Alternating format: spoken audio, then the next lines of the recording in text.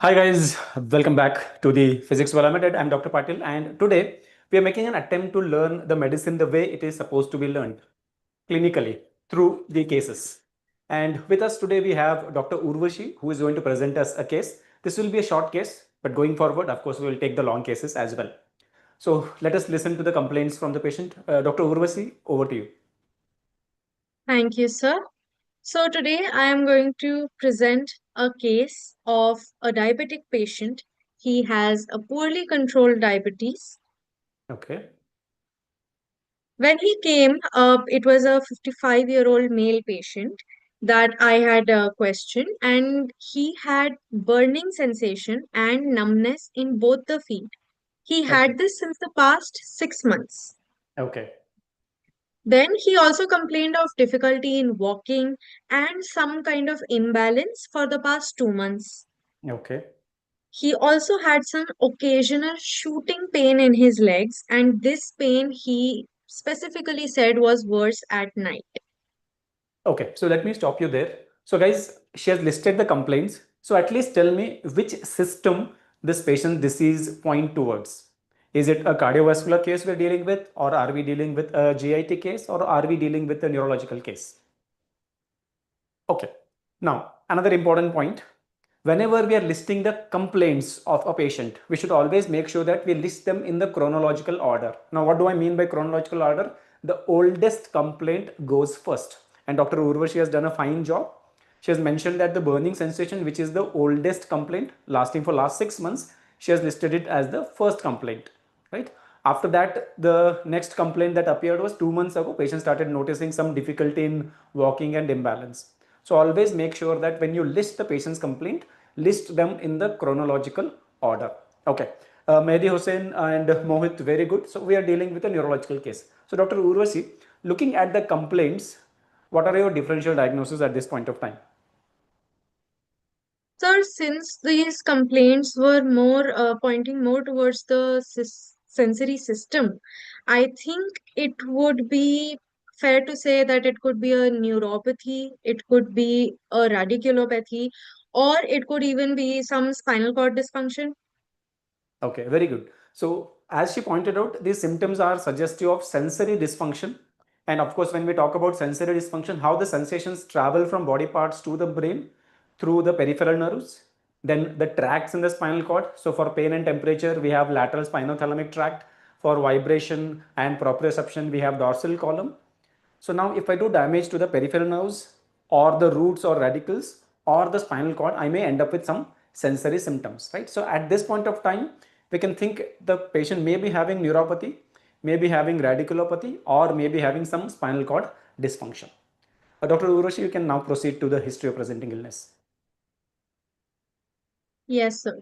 So when I was taking the history of present illness, which was the HOPI, the patient told me that he is a known diabetic. He has type 2 diabetes mellitus for the past 12 years. And for this, he has been taking insulin for the last 4 years. But he also told me that he is not using insulin regularly. He sometimes misses doses. So Okay. he has been using it irregularly. And he also got a test done, which was HbA1c, and his last HbA1c suggested that it was 9.4%. Okay. So before you read out about the rest of the things, Yes. 9.4%. So can I call this patient's diabetes as well controlled? No, sir. I think the recommended target HbA1c should be less than 7% at least. So since this is higher, this cannot be called controlled diabetes. Very good. So as we have learned, guys, that the target HbA1c for the diabetics is 7% as recommended by American Diabetes Association. So since this patient's HbA1c is more than 7%, we can declare that he is not a well-controlled case of diabetes. Okay. Dr. Urvashi, I have a question. Now you mentioned that he is Yes. known case of type 2 diabetes mellitus from 12 years. So this information of comorbidities, should it go in the past history or should it be part of the opening statement in history of present illness? What's your thought on this? Um, Sir, I think it should be mentioned here as well. I'm Great. not so sure. Okay, so the point here is the major comorbidities which have a bearing on the patient's outcome. For example, diabetes, hypertension, ischemic heart disease, right? These influence the management of even other diseases. So that's why these should be part of the opening statement of history of present illness. Anything which is not considered as a major comorbidity, like if you had undergone an appendicitis surgery in the past, or if you was hospitalized for pancreatitis in the past, they can go in the past history. But the comorbidities like diabetes, hypertension, ischemic heart disease, dyslipidemia, they can be included in the opening statement as well. Now I have another question. Now let us say that a patient came to me and said that, sir, 2 years back I had some pain in the legs which resolved. Now from 6 months I am noticing all the symptoms that we listed. So whatever happened that 2 years ago, should it be part of the past history, or now should I list it in the cheap complaint? Sir, if it is unrelated, then it can be in the past history. Huh. So the point is, if the symptom is continuing from past 2 years, if the symptom is continuing, it will become part of the cheap complaint. But if it had appeared and then resolved, then it will go into the past history. So the symptoms that are bothering the patient currently should go into the cheap complaints. And the best way to extract this history is, instead of randomly asking what are the problems you're facing, you should ask the patient, what brings you here today? So when we ask that, generally patient will tell what are the symptoms that are bothering them right now, and whatever symptoms they are listing should go in the chief complaints. And then you can ask them, is there anything from your past that as a doctor I should know? And they may open up saying that, sir, 2 years back this had happened, 5 years back that had happened. All of that will go into the past. Okay, now we can proceed. Yes, sir. So, like you said, I had asked him what exactly brings you here. He suggested that he had tingling, he had some numbness as well, and a burning pain in his feet. He described it specifically as a burning pain. Okay. Then he also suggested that he has reduced hot or cold sensation. He was not able to identify these particular sensations. And there is an imbalance at night. Whenever he used to get up, he had some imbalance. Okay. So now looking at the symptoms, we already agree that these are sensory symptoms. Now, whenever we talk Yes. about sensory symptoms, we use the term positive symptoms and negative symptoms. So if you are aware, can you tell me what of these symptoms can be considered as positive and which symptoms can be considered as negative? Sir, I believe that the tingling and the pain, this could be considered as a positive symptom. Whereas absence of the sensation, for example, hot or cold sensation, this could be considered as a negative symptom, even imbalance. Okay, very good. So guys, listen, I guess you heard it carefully. Now, whenever we have sensory system damage, patient present with two kinds of symptoms, positive and negative. Now, what are these positive symptoms? Ideally, our sensory system is supposed to send sensory signals to the brain only when there is a stimulus. I touch, I should feel it, right? Without a stimulus, if my sensory system starts firing and sending signals to the brain, it is abnormal, right? Without a stimulus, if I start feeling something, it is a positive symptom. For example, in this patient, nobody is tickling the patient's feet, but he is still experiencing the tingling sensation, right? Nobody is putting fire to his feet, but he is still experiencing the burning sensation. So these are positive. And then when there is a stimulus, of course I should feel it. If you're touching me, I should feel the touch. But if I'm not feeling the symptom or the sensation despite a stimulus, we will call it as negative symptom. So in this case, patient is not able to feel hot or cold sensation, so we'll count it as a negative symptom. Now getting the balance right is of course a normal function, but if I'm not getting it, we can count it as a negative symptom. Okay, now if we are seeing from the perspective of sensory dysfunction, what imbalance is suggestive of? If the patient says that he is having imbalance, that too when he has other sensory dysfunctions, what is it pointing towards? Sir, the imbalance could be due to some sensory ataxia. Good. So when we talk about sensory ataxia, which sensation is particularly important in maintaining the posture? Maintaining the posture, sir, it would be touch would be important and Good. vision. Okay. Yeah, there is one more important sensation. So now if I keep my eyes open. Of course, I have the vision, and my brain is getting the feedback whether my body is in an upright posture or in a tilted posture. So my visual sensory input is one system which is helping me to maintain my posture and balance. Second one, the vestibulocochlear apparatus, which is also giving the feedback to maintain my posture. And the third very important sensory component, touch of course, but even more important is proprioception. What is proprioception? The awareness of joint positions. So if you ask someone, keep your eyes closed and then flex one of his joint or extend, will he be able to tell whether his joints are flexed or extended without looking at it? Normal person should be, right? If I ask you to close your eyes and flex your elbow and ask you whether your elbow is in flexed state or extended state, you should be able to tell. This sensation we call it as proprioception, which is carried from the sensory receptors to the brain through dorsal column of the spinal cord. Now, if any loss of proprioception happens, then the brain will not be aware of the position of joints. And position awareness of the position of joints plays an important role in our sensation of balance. So in case of a sensory system dysfunction, if someone is complaining of imbalance, it may be pointing towards what we call a sensory ataxia, where there is loss of proprioception. Okay, you can proceed. Coming to the past history and his medications, he did tell me that he had hypertension for the past 8 years, and the patient was on amlodipine for his hypertension. He did not have any history of any coronary artery disease, stroke, chronic kidney disease. He did not have any history like that. And he had been taking, coming to the medications, he had been taking insulin glargine 20 units every night. And he had been on aspart 6 units just before the meals. Okay. He was also not taking any other medications like statins or antiplatelets, just the insulin and amlodipine. Okay. So, guys, again, as I've already told you, the comorbidities can be mentioned in the opening statement of your history of presenting illness. So, hypertension can also be added. So, when you're presenting the history of presenting illness, you can say that, sir, here is a patient who is a known diabetic and hypertensive. It can be mentioned in the past history as well, but mentioning it in the opening statement opens the examiner's mind and makes him aware of the existing major comorbidities. Okay, now that you're talking about the hypertension, what current guidelines recommend? Should I treat hypertension with single drugs or multiple drugs? Sir, I think it starts first with a single drug. Okay, so there are different guidelines.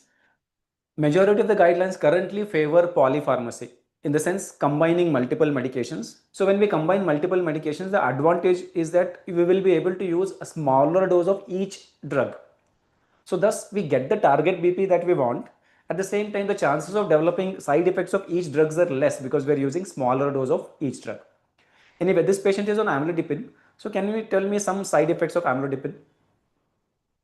So, since amlodipine is a calcium channel blocker, it will definitely have some pedal edema as a side effect and also postural hypotension. Good. So can that be a problematic issue for a patient like this we are discussing right now? Yes, sir, it might be, since Yeah. he already has imbalance. Yeah, exactly. So now that this patient has got sensory ataxia, probably sensory ataxia, and having postural hypotension increases his risk of falls. And whenever he Yes. falls, there is a chances of injury. And for a diabetic, every injury can be problematic because it may lead to a wound infection, non-healing wounds, and it can lead to a lot of problems. Okay, good. Now, if we are dealing with neuropathy, in this case, it appears like it's a probable case of diabetic neuropathy. So if that's the case, would you be interested in knowing history of any other drugs which may be contributing to the pathogenesis of neuropathy?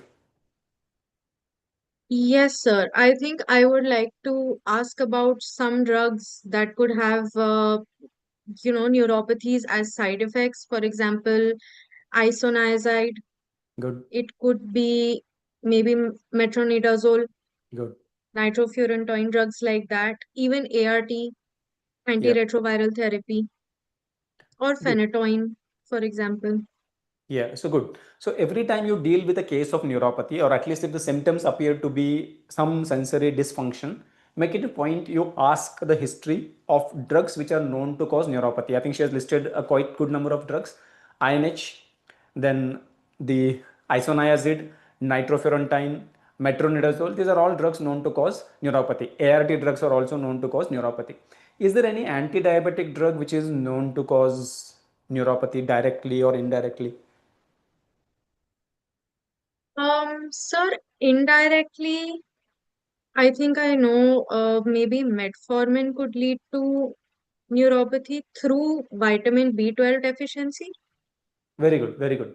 So metformin is known to cause vitamin B12 deficiency when used for a long time, and that's why whenever we prescribe metformin, we do monitor their vitamin B12 levels at regular intervals, especially in India where majority population is already vegetarian, and it is a contributory factor. Presence of vitamin B12 deficiency increase the risk of developing diabetic neuropathy as well. Okay. Now regarding the insulin, we have patient is taking two kinds of insulin, aspart and glargine. So can you tell me which one of them is long acting and which one of them is short acting? Sir, I have learnt it like this that glargine has the word large, which means it is long acting, and aspart makes it short acting. Good. So now, what is the need for giving a long acting insulin for a diabetic patient? Sir, it is for better control. Hmm. Okay, so there's a main objective. The main objective is that we try to mimic the physiology. What is the normal physiology? There is a constant production of insulin by the pancreas, because insulin function is not only to decrease the blood glucose level but to help the tissues to utilize the glucose. So there is always need for some amount of insulin in the blood. So pancreas constantly keeps producing insulin, and then when blood sugar level rises, it produces more. So now if I have to recreate that physiology, I need an insulin which acts long, which is going to replicate that constant production by the pancreas. But after meal, when blood glucose level rises, I need to increase that insulin. So for that, I give the short acting. So that's why this patient was taking aspart pre-meal and glargine for the basal insulin control. Okay. Now, another important point I wanted to ask you: should we start the statins and antiplatelets for a diabetic patient empirically without any ischemic heart disease? Sir, I'm not sure about this. Okay, so few guidelines recommend initiation of statins and antiplatelets empirically, especially when there is family history of the ischemic heart disease. Okay, you can proceed. Okay, so coming to the personal and family history, he was a non-smoker and the patient is a non-alcoholic, but he has a sedentary lifestyle along with a high carbohydrate diet. Okay. And like you mentioned, sir, that he does have a family history of type 2 diabetes and also myocardial infarction with his father. Okay, so if you want to fix his lifestyle, what all recommendations you would consider? Sir, since it is mainly about the sedentary lifestyle and the high carb diet, I think a routine with some exercise, regular exercise, and a controlled diet should be the first steps. Okay, very good. So, guys, as we have learned, for a diabetic patient, the current recommendation is that he should do at least 150 minutes of moderate intensity aerobic exercises per week. That roughly transforms to 30 minutes of aerobic exercise per day for at least 5 days a week. And of course, we need to fix his diet. Fixing the diet, I cannot give the generalized advice. Of course, based on his BMI, his physical activity levels, total daily energy expenditure, and blood glucose level, we need to have a customized dietary plan. Okay. Now that you told his father was type 2 diabetic, now can you tell me which all types of diabetes generally run in families, or the chances of running in the family is high? Sir, I believe like one would be definitely type 2 diabetes mellitus. Yep. This would be common. And the second one that I can think of would be MODY, which is maturity onset diabetes of the young. Good, good. So between the type 2 and type 1, which one is more likely to have a strong family history? So type 2. Yeah. So guys, type 2 has high concordance rate among monozygotic twins, means genes play more important role in the pathogenesis of type 2 than type 1. Type 1 is more of acquired autoimmunity. Genetics does play a role, but minor role. But in case of type 2, genetics plays a very, very important role. And then, of course, maturity onset diabetes in young, we already know that it is an autosomal dominantly inherited type of diabetes. So, of course, being autosomally dominant means there has to be at least 2 or 3 generations of diabetes before we even diagnose it as MODY. Okay, you can proceed. Coming to the general physical examination, his BMI was noted to be 29 kg per meter square, and his pulse rate was 84 beats per minute. At that time, his blood pressure was 138 by 86 millimeters of mercury. Okay, so BP recorded in the hospital at the time of presentation, how reliable it is? Sir, it is not too reliable. Okay, so what makes you say that? Since I think it is the hospital environment that may make the patient's blood pressure rise a little, and maybe Yeah. because of that, it is not reliable. Is there any name given to this observation where BP is recorded higher in the hospital than at patient's home? Um, I'm not. I'm So not aware, sir. we call it as white coat hypertension. So seeing someone Okay. in a white coat, everybody's BP rises, not just the patients. Even seeing our colleagues in white coat, our BP also sometimes rises. Okay. Now, is there any relevance of pulse rate, particularly for this case, where we So are for talking about this, diabetes and neuropathy? so for this case, the pulse rate seems to be in the normal range. Okay. So I don't think it has much of a big relevance here. Okay. So when we are dealing with neuropathy, in diabetic neuropathy, one of the type of diabetic neuropathy is also autonomic neuropathy. So those who have Okay. autonomic neuropathy, they will have resting heart rate higher than normal, means resting tachycardia. Since this patient does not have resting tachycardia, probably he wouldn't have developed severe autonomic neuropathy. Okay. Now, do you think this patient's BP is well controlled or not? Sir, it is controlled. Okay. So by standard definition, 140/90 recorded in the hospital is considered for the diagnosis of hypertension. But once we start treatment, the control is defined as BP levels less than 130/80. Okay. Since this patient BP is above that, we would consider it as not well controlled. And of course, we need to revise his medications as well. All right.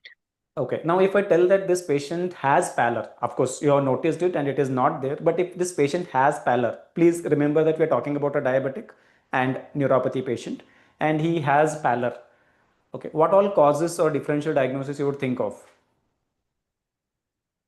Sir, pallor, the first thing that always comes to mind is iron deficiency anemia.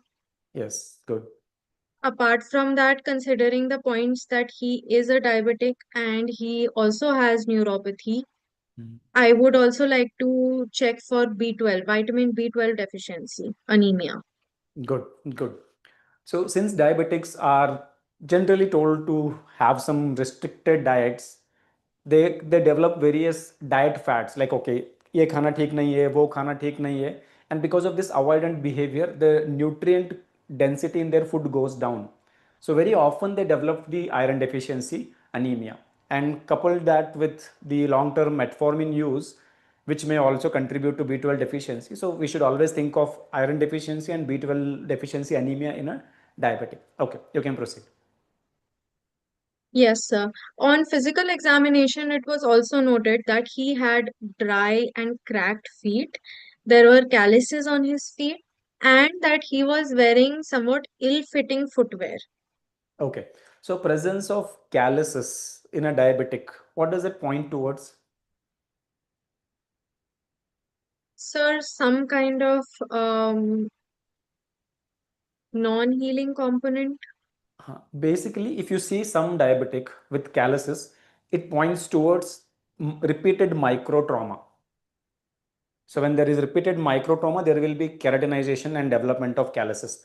So it means that he has lost sensations and he is sustaining microtrauma. That could be even because of his ill-fitting footwear, and that increases risk of developing non-healing ulcers or diabetic foot.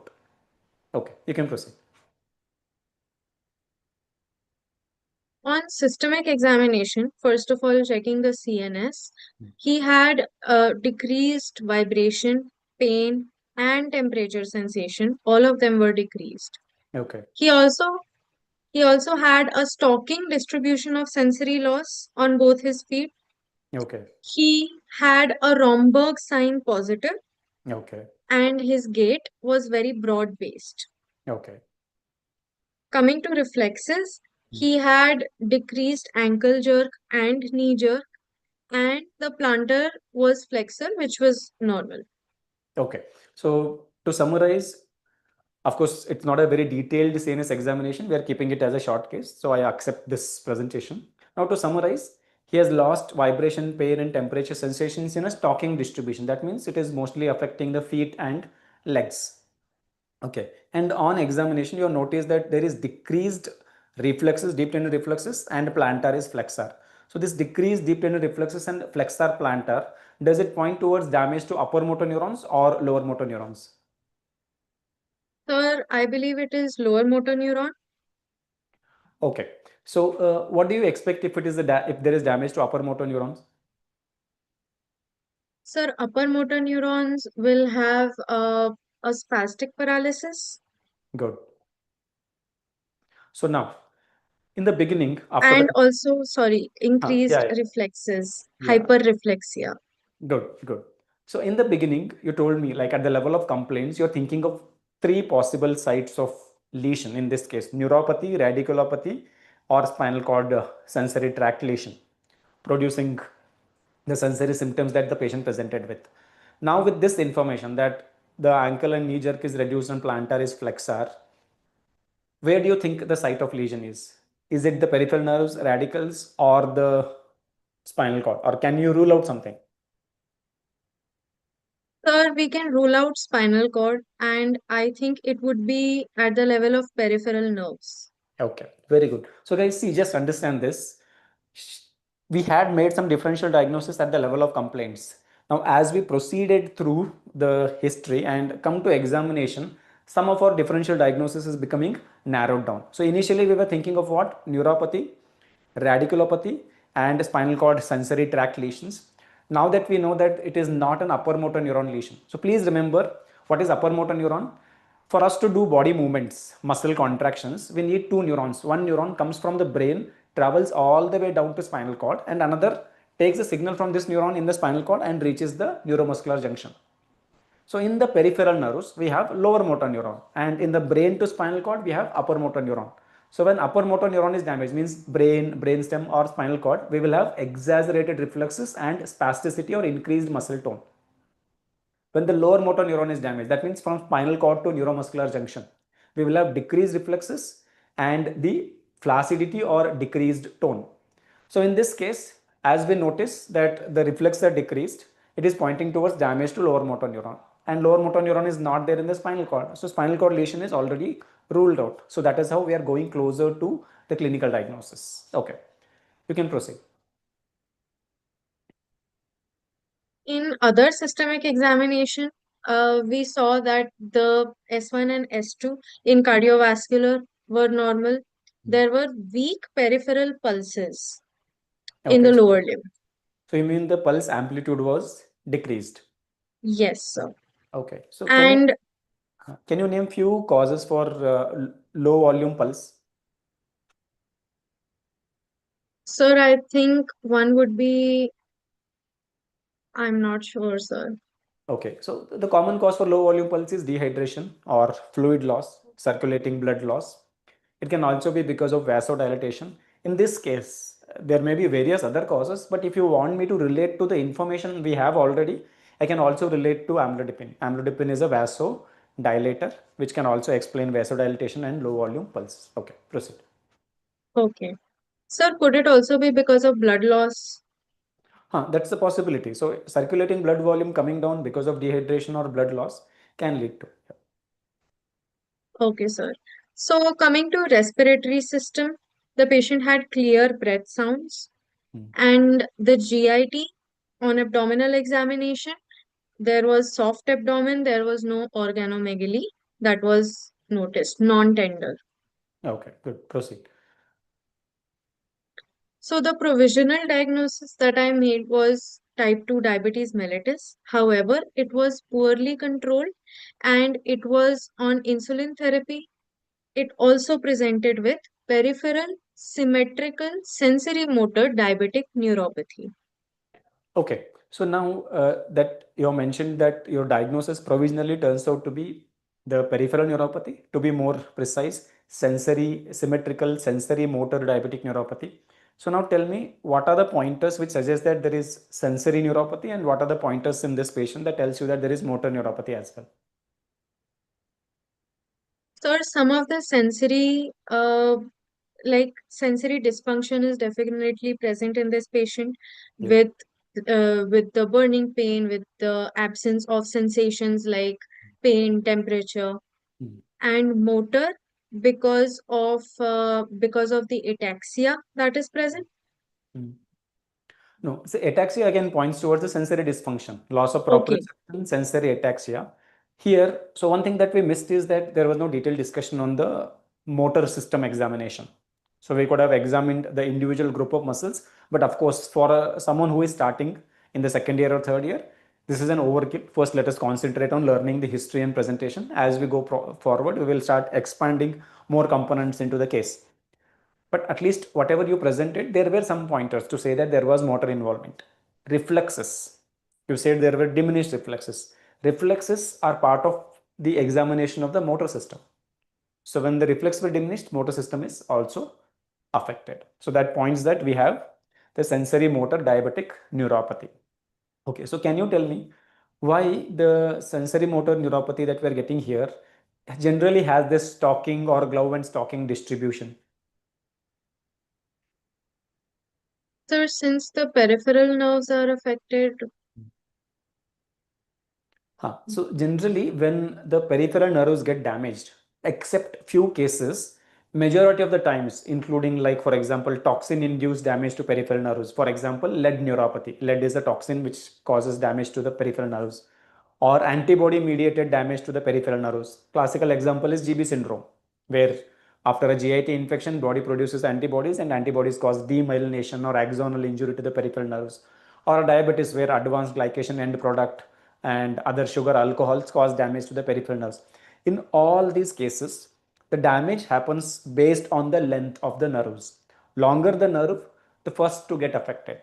And since the nerves going to the distal body parts, the hands, forearms, feet, and legs generally travel through the longest journey, they get affected first. So that's why we get this glove and stocking distribution of sensory and motor dysfunction. And in fact, in GB syndrome, we say we get ascending paralysis. In GB syndrome also, we get ascending paralysis because the longest nerve gets affected first, and the longest nerve is going to the distal body parts. And then the next longest nerve, and then the next longest nerve. So we get this ascending picture because of that. Okay. Now, can diabetes also cause mononeuropathy? This is, of course, a polyneuropathy. yes, sir, it might cause mononeuropathy. Yes. So if it is causing mononeuropathy, which cranial nerve is most commonly affected? Sir, I'm not sure about the exact cranial nerve. So usually, most commonly, third cranial nerve followed by seventh cranial nerve. So diabetes increases your risk of developing facial nerve palsy, and even more common is the development of third cranial nerve palsy. So diabetic neuropathy presents most commonly as this case, that is peripheral symmetrical sensory motor distal diabetic neuropathy, classical glove and stocking distribution. It can also present as mononeuritis multiplex and mononeuropathy. In mononeuropathy, it can affect peripheral nerves or cranial nerves. When it is affecting cranial nerve, the third cranial nerve is more commonly affected. Okay, you can proceed. Okay, sir. So the workup that we would plan would be, of course, for example, HbA1c, fasting blood sugar, then PPB, postprandial blood sugar, also lipid profile, Good. and uh, a renal function test. Vitamin B12 would also be checked since neuropathy is there, so vitamin B12 is essential. Mm. Thyroid function test would also be done, in which TSH would be a component. Mm. Then we would also have NCV studies. We would have some foot exam, for example, ankle brachial index and monofilament, also a Doppler if it is needed. Okay, so now that our provisional diagnosis is the peripheral neuropathy, what would be our investigation of choice to confirm that this is peripheral neuropathy itself? So, nerve conduction velocity studies. Yeah. So the investigation of choice for the diagnosis of any form of peripheral neuropathy is nerve conduction studies. So of course, we should go ahead with nerve conduction studies. In most cases, the clinical story itself make it evident, like a diabetic presenting with this classical glove and stocking distribution of sensory dysfunction and maybe with motor dysfunction. We generally in real practice do not go for nerve conduction study. We make the judgment clinically. But when in doubt, of course, we can go ahead with the nerve conduction study. Can you tell me what is the role of this monofilament test in a diabetic neuropathy case? I'm not so sure, sir. Okay. So monofilament test is for identification of loss of protective sensations or LOPS. I think I discussed it in one of the previous class. Basically, you will have a card with a filament attached to it, a single filament, and we will touch that filament at designated areas on the patient's foot and ask whether the patient can feel the sensation. This filament exerts 10 grams of pressure. The patient is able to feel the sensations in all the designated areas. That means even when he has neuropathy, he still has the sensations sufficient enough to protect him from the injuries or micro trauma. He can feel the injuries. So his foot is safe. But if he is not able to feel this 10-gram monofilament touching his feet, that means he has lost the protective sensation. There is loss of protective sensations. Such patients are not able to protect their feet from the micro trauma. So they will go through multiple micro trauma because of footwear, right, improper gait and all of that. And those trauma increase the risk of developing non-healing ulcers or major wounds and diabetic foot, which eventually can become one of the reasons for the limb amputation. Okay, now why are you measuring the ankle brachial index or even Doppler in this case? Sir, just to be sure that the vascular system is not affected. Yeah, that's a very good point because diabetes has many complications. And as you know, we classify the complications as microvascular and macrovascular. So, macrovascular complications include ischemic heart disease, stroke, and peripheral vascular disease. So, patient might have started developing peripheral vascular disease and having a neuropathy where trauma is likely, where patient may not be able to feel the trauma, plus a compromised blood supply to that limb. So you get a trauma, there is a wound, and that area is not getting sufficient blood supply. So you end up with a non-healing wound. And once you have a non-healing wound, infection comes in, infection spreads rapidly, and eventually we end up with amputation. Okay. Now, this case, the peripheral neuropathy, should it be counted as a microvascular complication or macrovascular complication? Sir, would it be a microvascular complication? Right. So all the pathies, neuropathy, retinopathy, nephropathy, they are all microvascular complication. Stroke, ischemic heart disease or MI, and the peripheral vascular disease, they are macrovascular. So ankle brachial index is a simple bedside investigation to identify the potential risk of impaired vascularity. And if you notice abnormal ankle brachial index, of course, you can go ahead and confirm it with the Doppler study. Okay, you can proceed.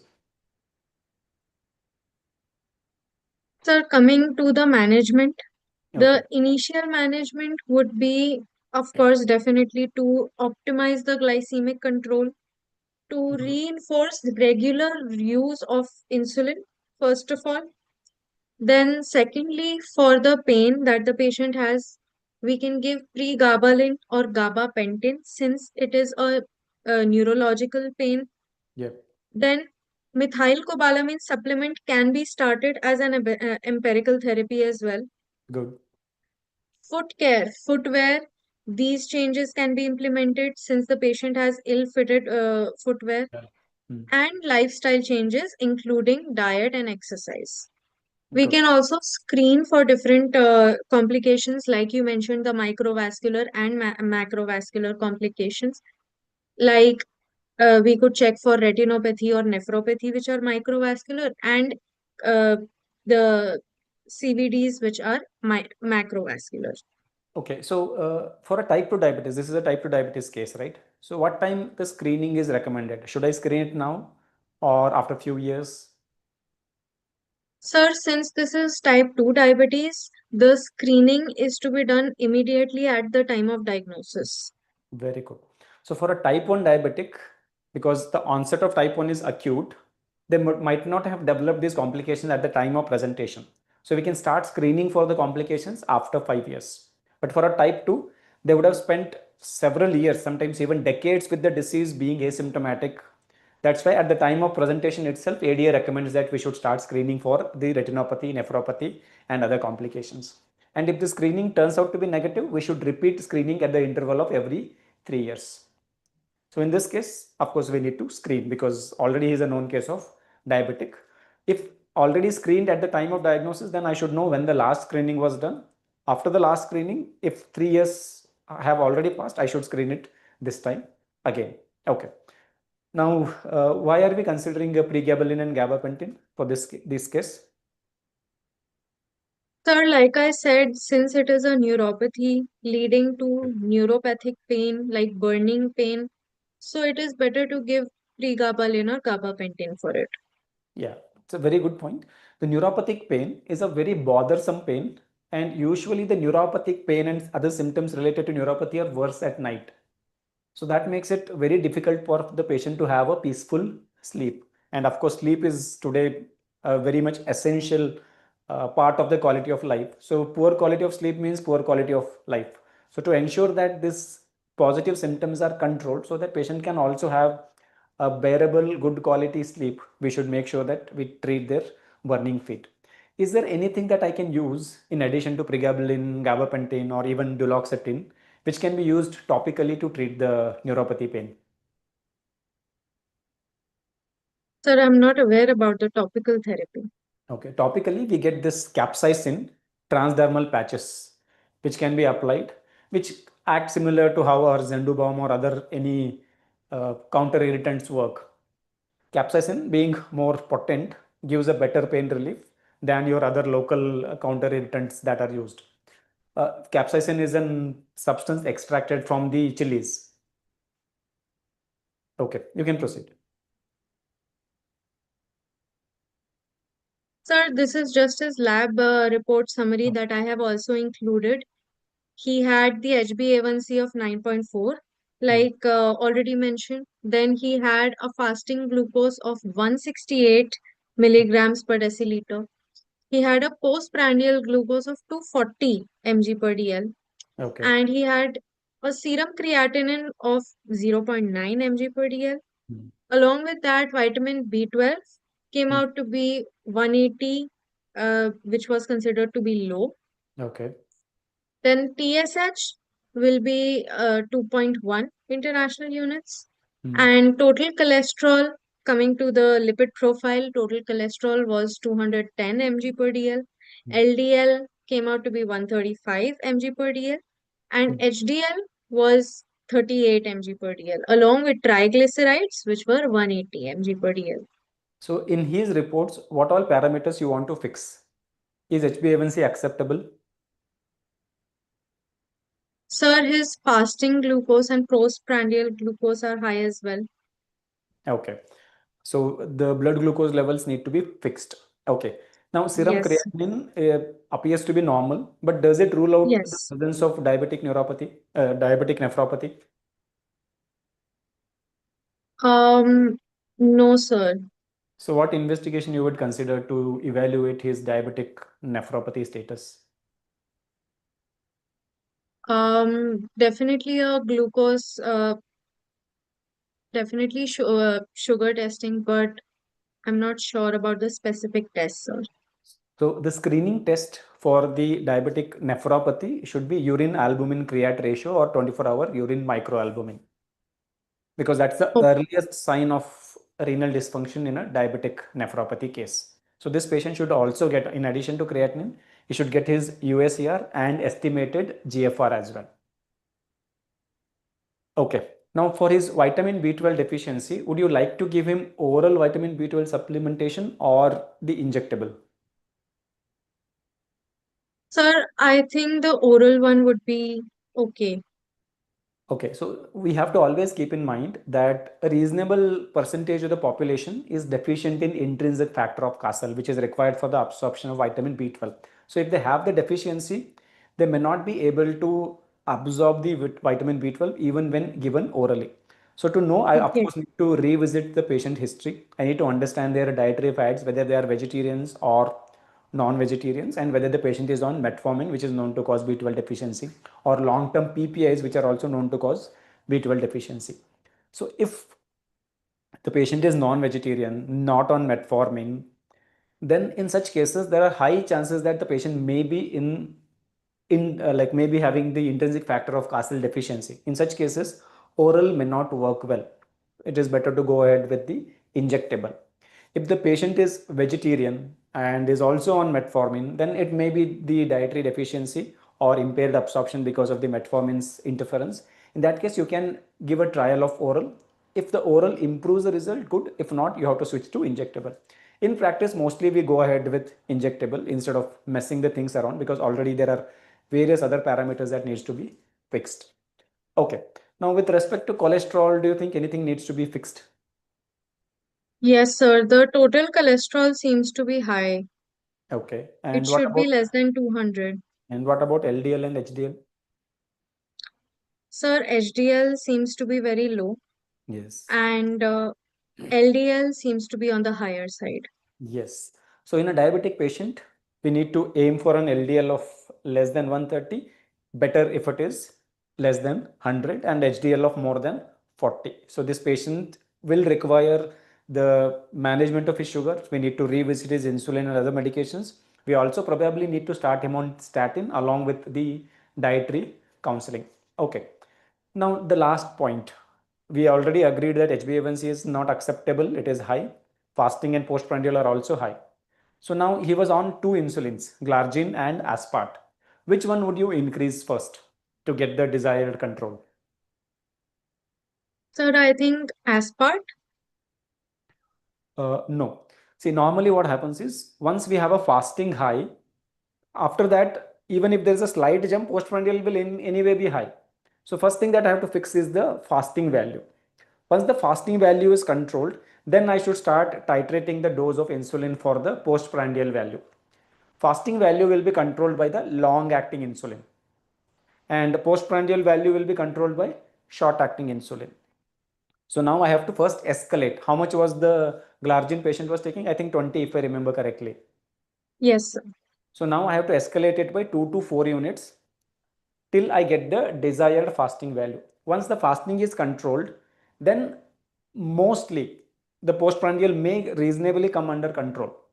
If it is still off target, if it is still more than 180 milligrams after controlling the fasting, then I should increase the dose of the short acting, which the patient will be taking before the meal, which again we can increase by 2 to 4 units every time till I get those postprandial values under control. Once I have the control, I will stick to it, and 3 months down the line, I will recheck the HbA1c values. And if the HbA1c value is less than 7, then everything is fine. We will continue to with the same treatment as long as HbA1c remains less than 7%. Is there any more advanced way of monitoring the glycemic control other than HbA1c?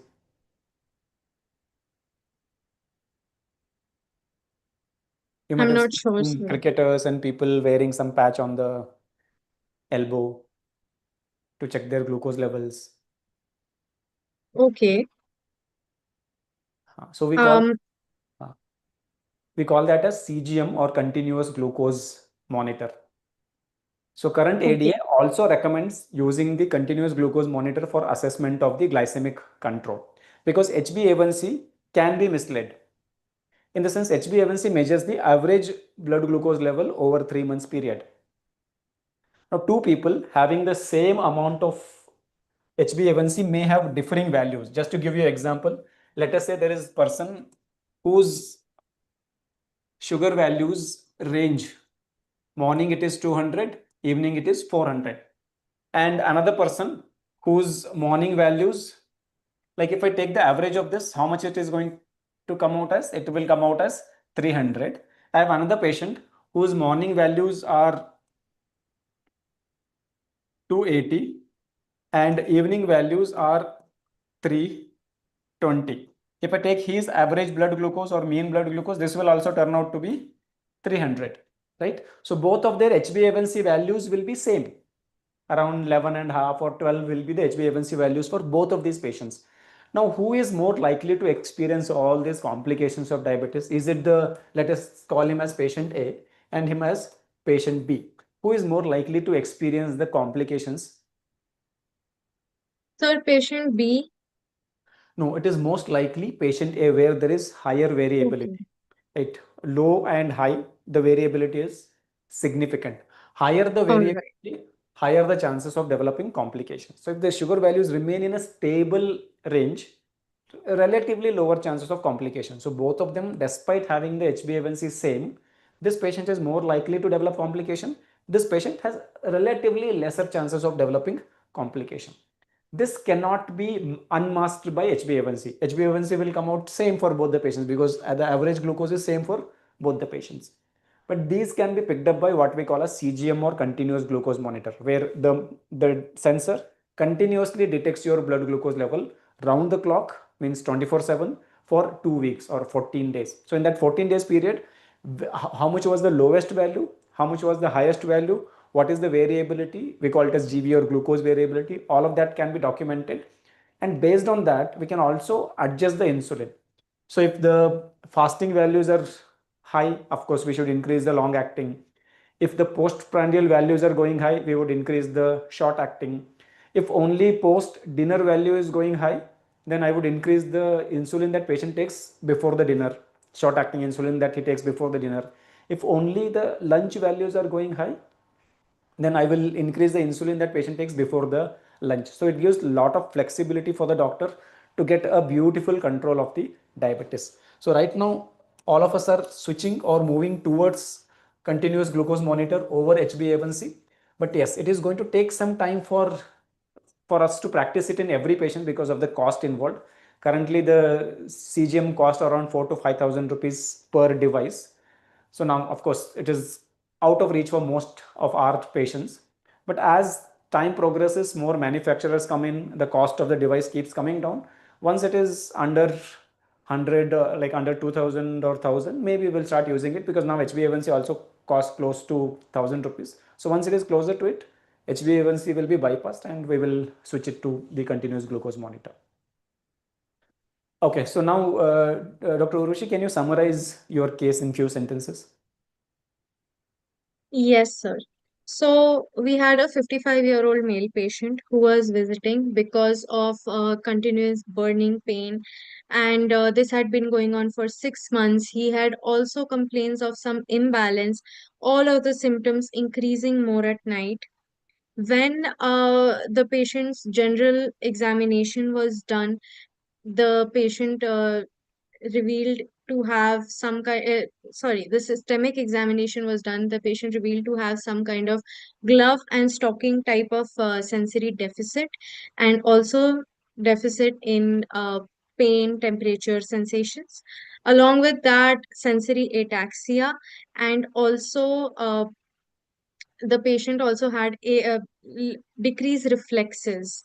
And so we had made the diagnosis of neuropathy, diabetic neuropathy, symmetrical and sensory motor. And for investigations, we had given diabetic, for example, blood sugar investigations, lipid profiles, thyroid, even B12. And the patient's management, we had given him uh, some advice regarding lifestyle. Also, we had talked about increasing his insulin and also changing amlodipine in some way, Okay, good. and giving pregabalin and gabapentin for the pain. Good, good. So, guys, we learned about a case of diabetic neuropathy, how the patient presented to us, what abnormalities we detected with respect to examination findings and also the lab findings, and what are the areas that needs to be addressed. So this patient is diagnosed now as the diabetic sensory motor distal symmetric neuropathy.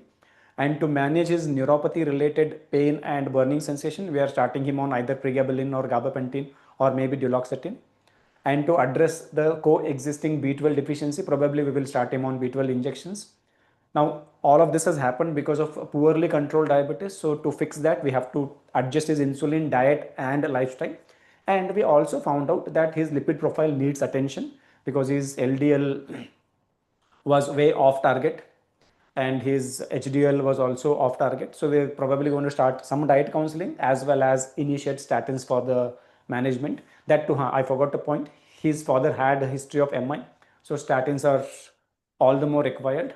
Now we have to aim for an LDL of less than 70 with a history of risk factors for coronary vascular disease, including hypertension. BP was also off target. It was more than 130/80. So we also need to address his antihypertensive medications. He is already on the amlodipine. Probably I would add another agent, maybe ACE inhibitor or ARB, which will also help his diabetic nephropathy if it is going on, and also help his hypertension. So this is how we are going to manage the case, and this is how we begin our case presentation. Of course, we will, when as a student you start presenting the cases, your approach may not be very refined. So what presentation we saw, we have kept it as raw as possible because that's how the students begin their case presentation. But don't try to follow some book and just copy every sentence made there or algorithm made there in your case presentation. Keep an open mind. Think about what complaints at my level of knowledge, what differential diagnosis I can think of at the level of complaints. Once you are made up about the differential diagnosis, like, okay, I'm thinking of neuropathy, radiculopathy, spinal cord dysfunction, or if it is a case of chest pain, I'm thinking of angina, the respiratory disease like pneumonia, peritonitis, whatever differential diagnosis you think of. In the history, try to find some clues favoring or ruling out your differential diagnosis. And then again, try to find the clues to favor or rule out at every stage in the past history, in the drug history, family history. As you do this, by the time you reach the provisional diagnosis, you might have narrowed down your differential diagnosis. Examination makes you again rule out few of the differential diagnosis. Like for in this case, the reduced reflexes helped us to rule out the UMN damage and thus the spinal cord lesion. So that narrows down your provisional diagnosis to maybe 1, 2 or 3 differential diagnosis, which is good enough at this stage. If you're able to tell the 2 or 3 differential diagnosis for your patient, if you're in the third year or final year prof, it's perfectly fine. You're doing good. As time progresses, as you present more and more cases, you develop the art of taking the history and art of presenting, art of examination. Your differential diagnosis starts becoming more and more narrowed. And you may be confidently tell that, sir, this is the diagnosis that I'm thinking of. Other diagnoses are distant possibility. But of course, there is a long journey for us to reach that stage. So don't worry now. Just go to the patient, talk to them. Patient themselves will tell their story. From the story, try to understand whatever you're able to understand at this level. And I will keep coming up with more such case presentations, which will help you learn the art of presentation as well as art of taking the history. Your attempt in the wards plus our attempts on the YouTube combined, hopefully by the time you complete your final prof and become intern, you should be confident clinicians. That's the goal, right? Okay, so with that, we will be signing off. Dr. Uroshi, thanks a lot, because it takes a bit of guts to come on the YouTube and present a case, because of course, in our medical colleges, the environment at times get toxic where our teachers uh, start throwing their frustration out at the students. But here in the YouTube, we will try to keep it simple, humble. Everyone here is learning. And thanks a lot for presenting the case. A lot of students probably got a little gist of how we should present the case, how we rule out the differentials, and how we reach the diagnosis. Thank you, sir. Thank you for such an insightful session. I really wish that we had more of these sessions so that we could get more confidence, but really insightful.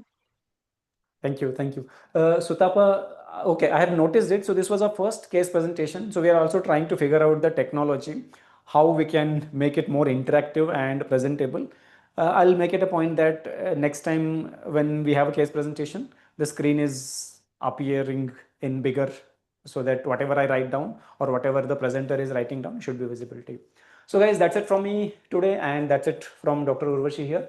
So we'll see you in the next class. The Reed Harrison series next class is on 25th, where we will start with the thyroid, and at the end of thyroid, we will also have a case presentation from either hypo or hyperthyroidism as well. So Tapat, this patient has the B12 deficiency. So that's why we need to think of B12 supplementation.